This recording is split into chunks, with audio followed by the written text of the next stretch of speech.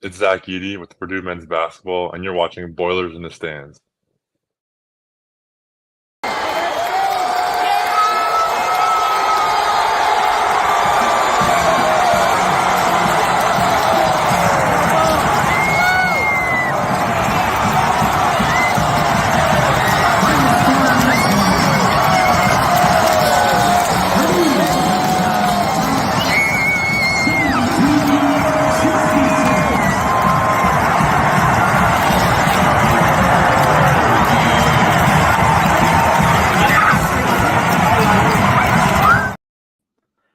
Welcome back to Boilers in the Stands. I am your host, Joe Jackson. Joining me is my co-host, Craig Bowers. And the last time we did one of these was, a month ago, Rish, talking about canon catchings. Yeah. We're back going to start a summer kind of player preview. We're going to definitely talk about all the freshmen, TBD on what exactly we do with the rest of the roster, but something coming just to kind of, keep the talk up about Purdue basketball. It's an exciting time. Obviously, that video that the intro is now, that highlights it. I also didn't notice, I picked up a couple more things from that, but I didn't notice Ziegler just whipped the ball as time expired. Like, I hadn't noticed that until now. If you watch, like, usually it's the team that wins tosses it up. Ziegler grabbed that and just chucked it across the floor, which is funny. So a little bit of a ramble there, but that video is going to make me smile probably the entire season that we use it as the intro. Craig, how are you doing? I'm doing good, man. Glad to be back talking Purdue basketball and kind of getting back into a flow of doing these a little more regularly as we kind of go through the individual freshmen that are coming back. Like you said, I don't know that we need to spend a lot of time highlighting the people who are returning, as we kind of have a pretty good sense with the length of the season last year of who they are and what they're bringing back. Maybe we could hit a little bit here and there about, what I'm seeing at practice, maybe as we kind of go through these a little bit, as I've been able to go to a practice or two across the course of the summer, but just excited about it. And eventually, me and you still got to talk about whether we're doing like a bigger, broader Big Ten interview later on this summer too. But, just diving into those, I've really started looking at other teams top to bottom.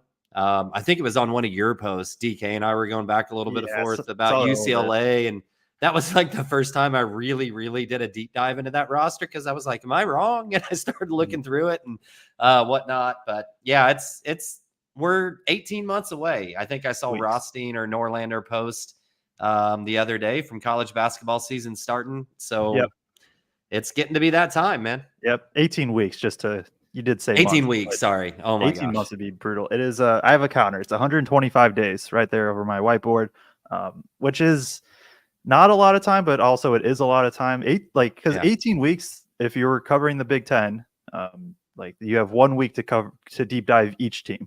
That's all you got left. But we are here today to talk about Daniel Jacobsen. That is the first kind of freshman we're going to hit. Obviously had the huge rise over the past, 4 or 5 months, was on Team USA, all of that. Before we do get to them, though, there was also some other big Purdue news in that Zach Edey, the man who many said couldn't be drafted, wouldn't make it to the NBA, all that, was picked 9th to the Memphis Grizzlies. So I love the fit, and we don't have to deep dive this, but I love the fit, potentially playing next to Jaren Jackson Jr. I think it brings out what JJJ does well. I think Edey fits well from all signs. It seems, Edey said the quote that Grizzlies were the only team after his sophomore year. So that's pre-National Player of the Year. After his sophomore year, we're willing to give him a deal. So I'm just happy he's at an organization that values him and is going to give him a very legit shot. Oh, no doubt. And, I watched every one of those press conferences after he got drafted, and it's like, there is no doubt that they intend to start Zach Edey and that they have a long-term plan for Zach Edey. And I think it was really telling, whoever their GM or president of basketball operations is or whatever, and the coach, both were talking about, Jaren Jackson Jr.'s defensive player of the year was when he was playing alongside Steven Adams, and he got to kind of be that help side defender and whatnot. And they envision Edey like taking over that role that Adams had and kind of being just the brute force anchor down low, and then letting JJJ float a little bit and come from backside and block shots and that type of thing. And then you talk about Ja and Zach and pick and roll, man. Like that was just my immediate thought. think, I mean, I don't know that there's anybody more threatening in pick and roll in the NBA in terms of his explosion, his ability to throw lobs, everything else is Ja. And then you put Zach rolling to the rim on that, man. Like, I don't know how you don't get excited about that. One of my favorite things about this is after watching it, obviously he catapulted up a little bit towards the top end of as we approach the draft, kind of the high end of where people thought he might go, or low end, however you want to phrase that. But there were still some people on Memphis Twitter who kind of do what we do, except for Memphis Grizzlies, who were still a little low on Zach. And seeing them over the last few days really do a deep dive into Zach's tape and whatnot, like come around and be like, whoa, like his quote inability to guard in space has been really overemphasized compared to what he actually can do. And wow, he's way more agile rolling to the rim than we ever thought he was, and that type of thing. So it's been neat to see some people kind of come to Zach's side after the draft has occurred too. And some of them were super high on him from the jump also. Yeah, it was funny. At least the night of, my Twitter feed was a lot of or not a lot of, but there was a mix of Tennessee fans, volunteer fans, who were they were pissed that Connect didn't get picked and all that. But I'm super excited to see what he does. I think first summer league game for him is Monday because they're in the Salt Lake City one, and then the Vegas one that everybody participates in is, I believe, their first game is next Friday. So the other note we had on Edey, and maybe you want to explain it a little bit better, but Edey choosing not to participate with the Canadian national team.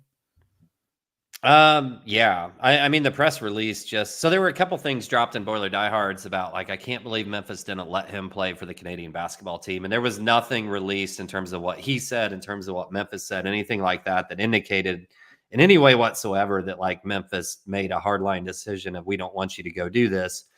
It sounded more like Zach talked to the team and decided, based on where he was drafted and what he needed to do to get ready for the season, that he made that decision to prepare for Memphis. And I mean, that Canada team is stacked too, right? We're not very far removed from the last time he got to play with Team Canada, and Zach didn't get a lot of minutes. So when you talk about taking time away from a team who just drafted you as a top 10 draft pick and everything else to maybe not see the floor a lot, I think it personally, just my personal opinion, thought it was a really smart business decision by him, and certainly didn't take it as him getting pressured by Memphis based on anything that was said by his camp or the team's camp, either way. And SLK Boiler, yes, I think we all saw the Zach draft night stuff, staying with the team.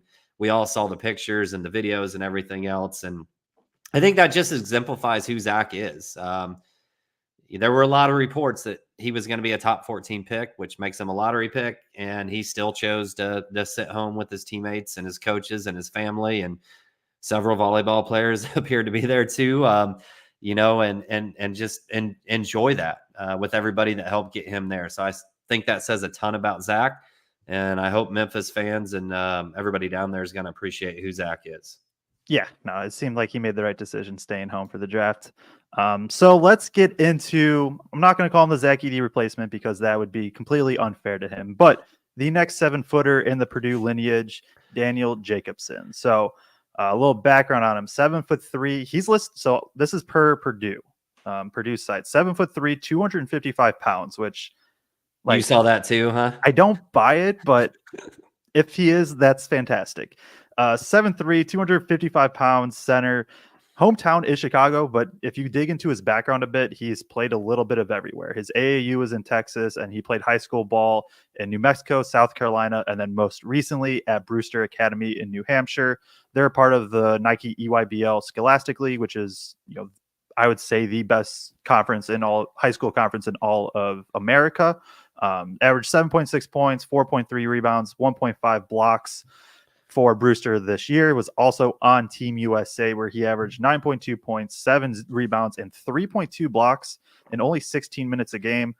Recorded the most blocks ever for anybody on from the USA, with 19 blocks in those games. So also averaged 12 points, 9 rebounds in AAU. And I've said off air to you, like, hey, where did the shooting thing come from Jacobsen? There was a stretch in AAU where he shot like 50% from 3 on very low volume. So that's where that comes from. That's kind of the background on who he is, how he's kind of got here. skyrocketed up draft or the 247 sports rankings. I don't actually know his final ranking, like 50 something or 60 something. It was 53. So 53. Just between May 8th and today, he moved up 96 spots in the 247 rankings. When you look at 247 composite, he's still in the 140s, I think 145. But a lot of the other ranking services didn't make any late moves on him like 247 did. 247 made an initial jump up to the 90s, like from the USA practices, and then made another jump after they actually saw him compete for the USA under 18 team. So a lot of late buzz on Jacobsen, obviously. Yeah, and so let's just jump into initial thoughts. Like I'll throw it to you first. Just broad, just initial thoughts when you're able to see Daniel Jacobsen. Yeah, and I think like right, and so I kind of laughed too when I saw, because I was making my background sheet too, and when I saw the height and weight listed for him on Purdue's official site versus what was listed on 247 site, there was like a 20-pound difference there. And it's hard to gauge weight in people that big, that tall. So I don't really know one way or another. He doesn't look 255 to me, but if he is 255, great. And hopefully he keeps adding muscle and poundage to that. He certainly does look like he's bulked up over the last 2 years considerably. But I guess just my initial thoughts in terms of who he is and what he can bring to Purdue. Well, let's not talk about what he can bring to Purdue because we're going to talk about year one impact a little bit later. But I think he's a super agile big man. If you watch him move, he's got really good agility. He moves his hips really well for a guy that size. He's got a fairly quick reaction time to him, whether that's defensively or whether that's going up for a rebound, whatever it may be. He does all of those things really, really well. You and I have talked about this already. My one big thing with him, just watching him in USA under 18 and then watching him at practice the other day, is he's going to have to learn how to wall up. Right now, when guards are attacking him, a lot of times his hands are low down at his waist. And then as they go into their move, he's trying to time that. He's trying to swing his arms all the way up, and then he's swatting back down on the ball still. And if you look at his foul rate in the USA under 18 games, there were several games. Well, really, even also back to his high school in AAU time.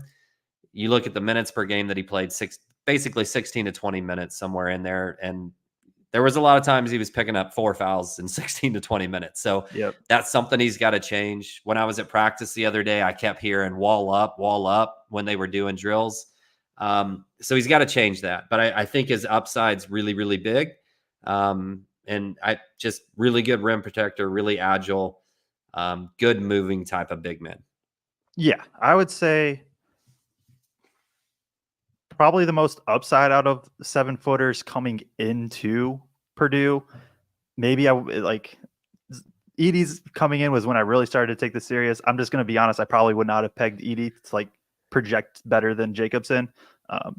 Just being honest. But for me, yeah, there's just a ton of upside. A lot of what you said. He's obviously a really good rim protector. I think that's his biggest strength from day one. Fouls are going to be an issue. I think conditioning at times is going to be an issue. But he's going to have to continue to bulk up. Not uncommon thing. We could probably say that about 90% of freshmen going into the Big Ten. I really, really love the defense, and I'm curious to see how he fits offensively. Like, is he going to eventually be a guy that they can throw the ball to in the post, 10 times, 15 times a game? Is he going to be more of just like a pick and roll guy? If the shot ever does come, is he going to be a pick and pop guy? Because I know there's talk of the shooting. He was 2 for 9 from 3 last year in 14 games in high school play. He was 0 for 2 in I think 4 or 5 games for Team USA. The shooting, I don't think the shooting's an immediate thing, but I guess we're kind of transitioning to that year one impact now. It is when we look at this big room, TKR is going to get, in theory, 30-ish minutes, right? If he can handle, TKR is going to get as many minutes as he can handle. If it's 30, great. If it's somehow 35, cool. But aside from that, it's a ton of question marks. You have Burgess, you have Berg. Obviously, we're hoping for a bounce back from first, and then you put Jacobsen into this. Am I missing one? No, yes. I don't think Who? Wait. TKR first. So Burgess, Jacobsen. True fives. You have Berg and you have Jacobsen. 4 or 5 combos. You have Burgess first, TKR. And then, well, I guess it depends on whether you throw Waddell in there as a 4. Like as you anyway, as we talk about, I was talking about because Jacobsen's a 5. People that can play the 5. There's 5 of them. Aside from TKR, who's going to get some minutes, and even those might be at the 4. Like this big room is just so wide open. Like, could he end up playing 20 minutes a game? Yeah, I think that upside is there in year 1. If I was to guess, I think he's more of the backup big that is 10 to 15 minutes. Probably going to be pick up 3 fouls in those, but I think I'm also concerned a little bit with conditioning. When you kind of just look back, and I know he's been on very good teams, Brewster Academy, he was on a good AAU team, Team USA, right? Those are all pretty good rosters. He was never really playing more than 50 to 55% of the minutes, even in high school. And so I don't expect that to translate as like, oh, he's going to be able to play 25 right away in college. He's going to be a drop big from I don't think he can get out and hedge yet, maybe. But I think he's at his best in drop coverage against pick and roll. So just kind of moving back as this, what Edie played last year. I think kind of comparing him for like a year 1 impact is a guy like Felix Okpara from Ohio State, who last year obviously had a very good year as a sophomore. Freshman year, very high block rate, wasn't used a ton offensively, kind of was raw on that end. By the end was starting and could get close to 20 minutes, but towards the beginning was, lower single digits. I think like a freshman season like that would be a very good outcome for Jacobsen, but B, like if you were telling me to guess what happens, that would be my guess of just this 10 to 15 minutes a game guy. He's going to get like a crazy high block percentage in those minutes. And then he's going to have to work through some stuff. No, I'm 100% with you there. And we saw some stuff about like, I don't know how they keep Jacobsen from starting from some different places out there. And I don't necessarily disagree that that's impossible. Like, is there a world where Jacobsen starts day 1? Wouldn't necessarily shock me if that happened. But I think because Berg sat behind Edie for so long that everybody's just kind of sold in their mind Berg down the river a little bit. I don't know that we need to do that. The guy just had 19 and 15 in 2 games with USA East Coast on their international tour on a very, very high percentage. So like, I think we need to back off just assuming that Jacobsen wins that true 5 role automatically. And then the other part of this too is, when I interviewed Painter all of us Purdue media interviewed Painter the other day. One of the things that he talked about was, they can go true 5 and have Berg. They can have Jacobsen starting at the 5 and TKR at the 4, or they can go what Painter's idea of small ball is, which is what nobody else's idea of small ball is with TKR at the 5 and then Burgess or First at the 4, or Waddell at the 4, or Heidi. I'm just going to keep throwing it out there. You can keep throwing it out there, but he said all of those things. And then at the very end of it, he goes, and if we had to, we could play Heidi minutes at the 4. So I'm not like so buying into that's truly in his thought process right now is a thing. So I read between the lines more than I do try to project what I think the best thing could be. Nonetheless, so I guess that's why I threw Waddell in the mix, because I'm looking at like the total of minutes of 4 or 5. And if they go small ball and have TKR at the 5, whatever. I think, like you said, rim protector right away, your impact 1. I love the thought of him being the 5 defensively, and maybe they kind of, I guess, quote, invert a little bit where TKR is the main post presence on the offensive end. And, Jacobsen's out a little bit because he can theoretically shoot from the 3 outside as well. So I think there's a lot of opportunity for that. That's where I see that really working. I think that's also why there is maybe a chance that Jacobsen could end up starting, because TKR still wants to be the 4. Painter still talks about him as a 4 primarily. And Jacobsen could be the defensive presence behind that because TKR struggled guarding the rim in that situation. So I'm going to give you a year 1 comp. You said Okpara, right? Yeah. So I was going to save this for a little bit later, but since you brought that out there, I'm going to go Ryan Kalkbrenner year 1 as a freshman. Okay, so Kalkbrenner plays 13.8 minutes per game his freshman year. I think we all thought he played more, unless you actually go back and look at the minutes. But 1.2 blocks, 3.5 rebounds, 6 points a game, 65% field goal percentage. High block rate for the amount of time that he was out there. I think that fits him in terms of a body style, agility style, all those sort of things. And then long term, we're going to talk about that later, but long term, he kind of projects Kaufman-Renn eventually got a little bit more of a three, took like 2.5 or so a game, averaged around 33%, something like that. Could do it, but wasn't, shooting 38% or shooting 5 a game or anything like that.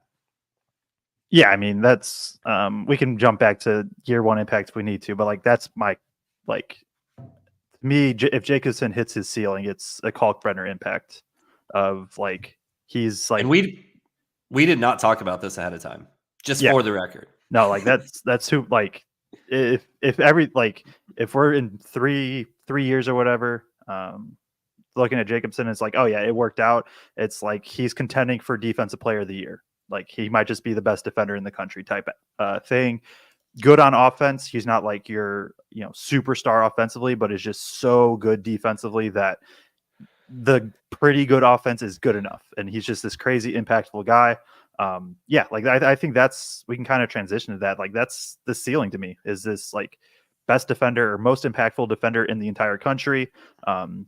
Can be a guy that does enough on offense, shoots well at the rim, potentially develops a little bit of an outside jumper.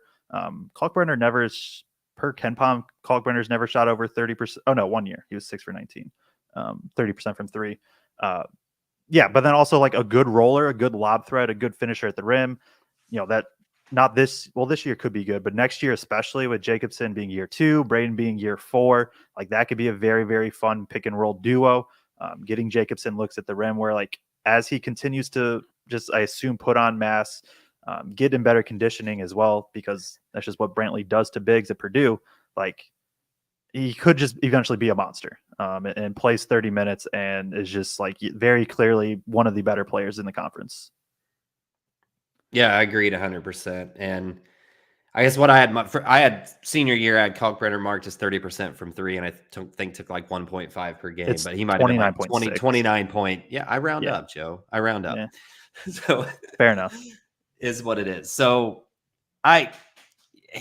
what about for those Purdue folks who maybe don't have a great sense of all the other centers around the country? If we're going to talk comping him to some Purdue people, for you, what's your best comp in recent history from a Purdue center standpoint? It's Arms. It's Matt Arms. Kind of this big that's a little bit lankier, not quite as bulky. Still defends the rim really well. I think Jacobsen has a higher upside than what Matt Arms has or had. But just this guy that's able to defend the rim, potentially able to step out and knock down a 3 by the time. I'm trying to pull up Arms' stats right now. I mean, he shot 31% from 3 his final year at Purdue. Very high block rate. He was okay at Purdue in fouls, but he still did get in foul trouble a good bit. I think that's kind of who I think is more of a roller, more of a spacer, more of a defender, less of a pure post-up guy. Yes, you could probably throw it into him a little bit if you need to, let him go one-on-one, and I'm sure that will be incorporated, but I would expect more pick and pops, more rolling, more kind of being in the dunker spot, which is like the area between like the block and the corner. Kind of just hanging out there, and then somebody drives and they just toss it up to Jacobsen. He goes up and puts it down. So that's kind of who I see. And so I'm curious with you though, like the other kind of the way that we could do a comp is, what do you think kind of accolade accomplishment wise, not necessarily play style at all, but just like what Jacobsen is able to accomplish in his career? What's that kind of, what's like a comp from that for you? Yeah. And I was trying to kind of go back through the center list and figure out who I thought he might project to the best. And like, obviously we're taking Edey off the table, right? Like nobody's going to be 2-time national player of the year again for a very, very long time. So like, let's just remove him from the table.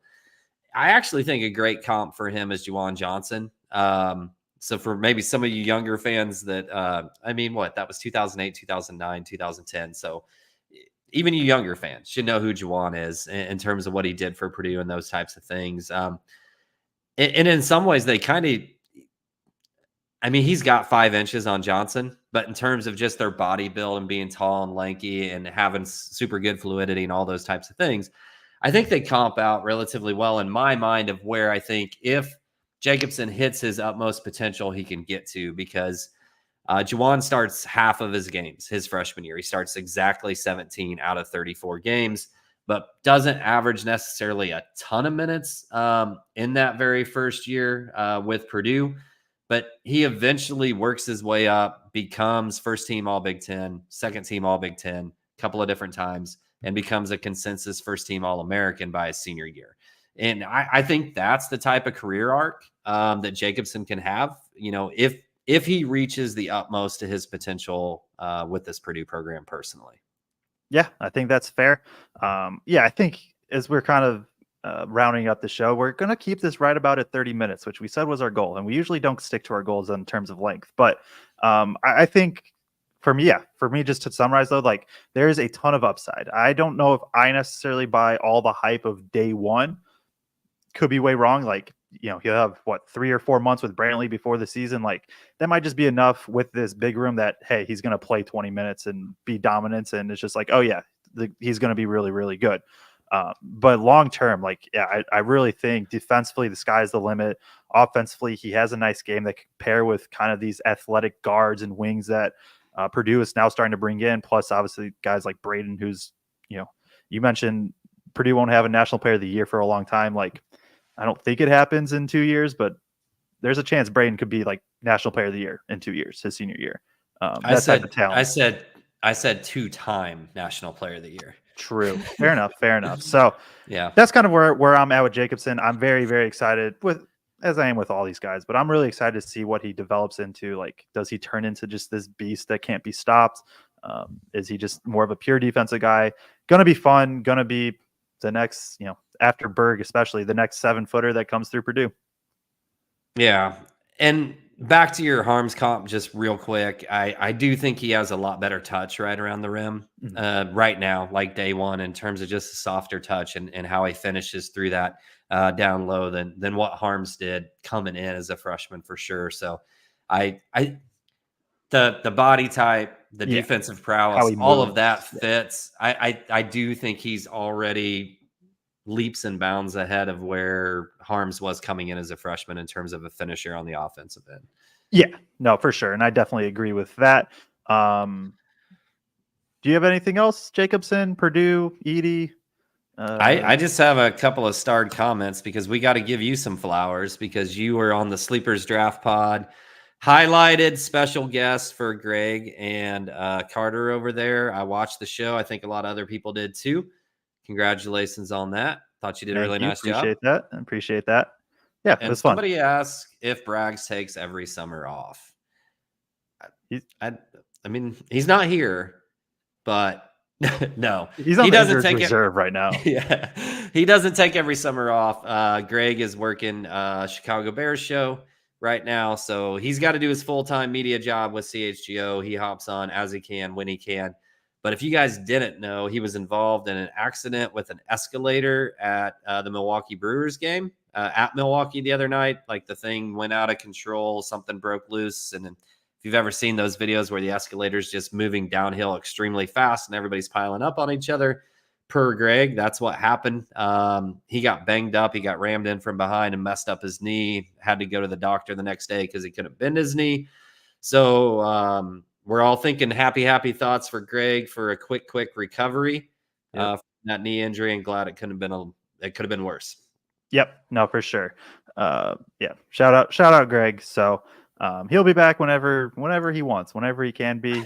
There might be a random show we don't expect him on, and then he's just going to randomly hop on because that's what happens. We appreciate everybody tuning in. We'll be back soonish.